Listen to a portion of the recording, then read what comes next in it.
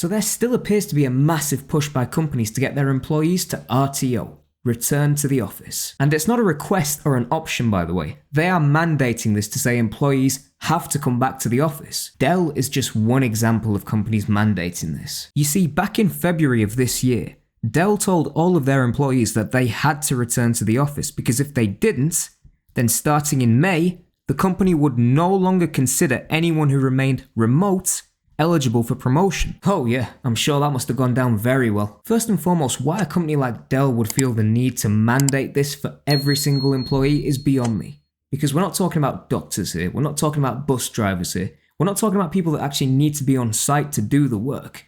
This is a technology company, and people have proven that they can work from anywhere. But there's so much about this policy that makes zero sense to me. I mean, if you're one of the best workers at Dell, and Dell suddenly turn around and say, oh, we can't promote you because you've been fully remote over the last few months. I mean, that makes no sense.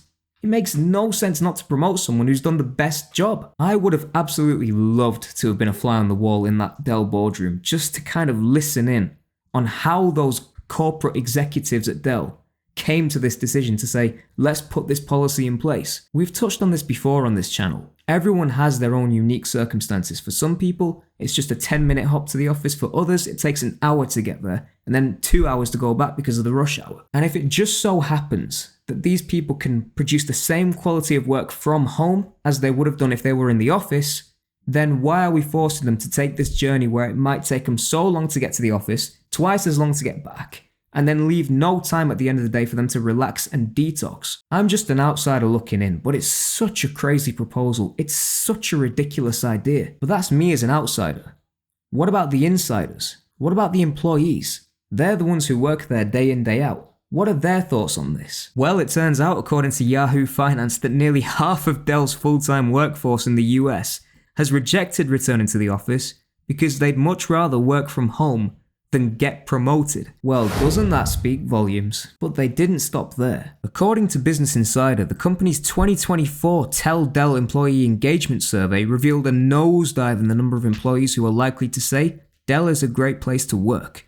This points to growing discontent with the company's recent 180 on their support for remote work. And this was a big drop, by the way. We're talking about a 23% drop in company satisfaction from these employees. So much so that remote workers who would be affected by this change quite literally went on the record by saying, this thing is dumb. Well, it doesn't really get much more cutthroat than that now, does it? I wish I could say that was all and that was the worst of it, but sadly, it's not. The Dell board's supposed genius morphed into a system that they wanted to actually start measuring employees who attend the office and who don't.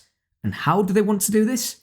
With a color-coded system. No, I am not making that up. It is quite literally, at this point, a corporate kindergarten. Hybrid team members are expected to be in the office 39 days per quarter, which would average out to around about 3 days per week. Now, one source close to Dell described this new system as less of a return to office and more of a return to grade school initiative, in which the tech giant's HR team will be keeping an attendance report card on employees. A return to grade school initiative. Suddenly the phrase corporate kindergarten doesn't sound too far-fetched, does it? So Dell are trying to crack down on this whole work from home situation. But what's so ironic about it is that they decided to close some of their offices down. And for employees affected by these offices being closed down, the next nearest office could be miles away. If you want staff to stop working from home, at least make it feasible for them to actually get to the office. I mean, check out this article by Business Insider. Some workers have no office to return to. Some staff said that they had no choice but to classify as remote because offices nearby had been shut down or were too far away for them to commute to. Dell closed down the facility in 2020 that I worked at, so I have no office to return to, one worker explained. That is messed up.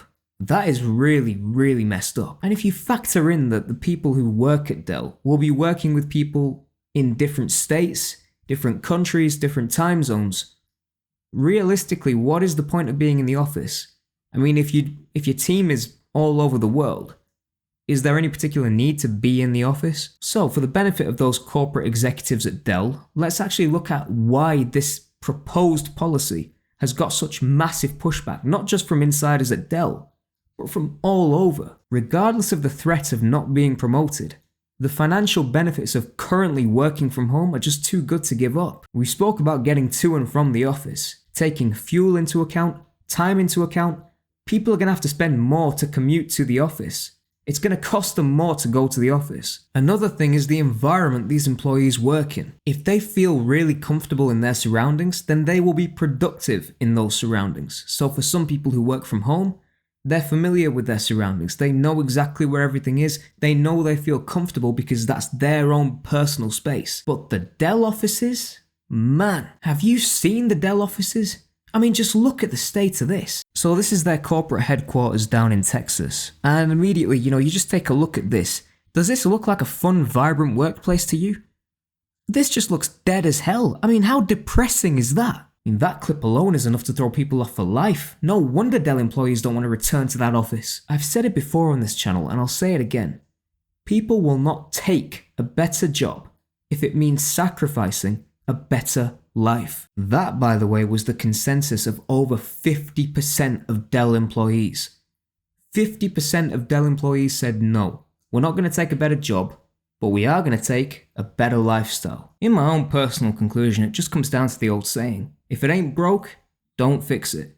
Now, the hybrid policy was in place for anyone who wanted to do some time in the office and some time at home, and those who wanted to remain completely remote because they couldn't commute to the office could stay remote. And it worked. I mean, if it's in place and it's working perfectly, what's the need to try and mess with the system? And if most of the work is being done via Zoom or Teams, and you're just having to go to the office to send messages to someone sitting 6 feet away from you, what is the point of going to the office if you can just do the same thing at home? Depending on the team you're working with and where they're based, you can do all that from home. Yes, there may be the odd time you need to go to the office to sign paperwork or something in person, but most of this can just be done from home. There's no need to return to this cubicle farm. And even then, the threat of not promoting people who don't return to the office might just fall on deaf ears, because some of these employees may think, well, you weren't going to promote us anyway. So what's the point? Your threat is empty. It means nothing to me because you were never going to promote me anyway. So I'll take working from home. Thank you very much. But the policy itself is so passive aggressive.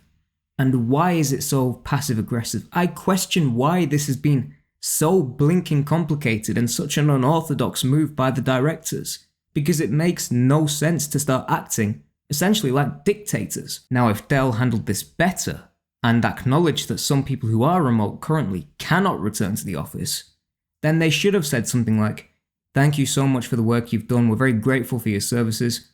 Unfortunately, we do require staff to be back in the office, but we will work with you during a transition phase to help get all the work back into the office and away from being remote. That seems to me a more practical, nuanced, thoughtful way, intelligent way of going about doing this, as opposed to just saying, get in the office or get out of the company. But I don't know if what we're seeing on the outside is necessarily reflected on what's happened inside the company. I mean, who knows? Maybe the board of directors or the operations guys or the managers at Dell, maybe they don't trust their workers and they need them back in so they can keep an eye on them to make sure that work's getting done. Who knows? But this is all their prerogative. It's all within house. So I can't see much changing in the short or the long term with regards to this policy. But more importantly, what do you guys think? I don't know what's going to come out of this in the short and the long term. But one thing I can tell you is whatever direction these Dell boards decide to take, the employees will make their thoughts and their feelings known. And eventually, the Dell board will have to start listening. There we have it, we've reached the end of another video. Thank you all so much for watching. Be sure to leave a comment down below on what you think of this whole controversial work policy. If you enjoyed the video, be sure to like and subscribe. I look forward to seeing you all again in the near future, but until then, stay safe, God bless, and best of luck in the job hunt. I'll see you all real soon. Take care.